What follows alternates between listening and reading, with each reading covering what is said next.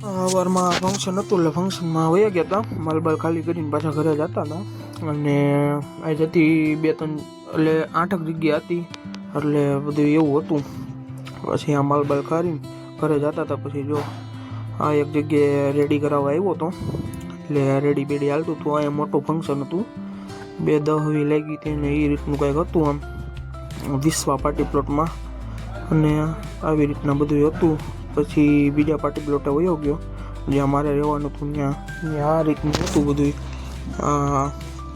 મોકટેલનું counter છે અહીંયા આપણે બધું લગાડી દીધું હતું.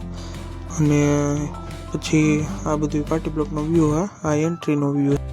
જો આ પછી ફટાકડા ફૂટતા હતા, એન્ટ્રી થતી હતી વરરાજાની. એટલે જો ફટાકડા ફૂટતા હતા, બધું કમ્પ્લીટ હાલતું હતું, કંઈ વાંધો તો નહોતો. આઈસ મજા આવે એવું હતું બધું. હાઈરે પાછા મારા સાહિલભાઈ પપ્પા હતા, એ મારા બાજુમાં જ બેઠા હતા. એણે જ મને કીધું ઉતાર વિડીયો કે ફટાકડાનો, એટલે પછી ઉતારી લીધો. આ જો ગેટ ચાલુ થઈ ગયું હતું જમણવાર. એટલે જમવામાં હું સાહિલભાઈ પપ્પા બે જમવા વયા ગયા હતા. એટલે જમવામાં તો આપણને ખબર જ છે ધબધબાટી જ બોલાવવાની હોય.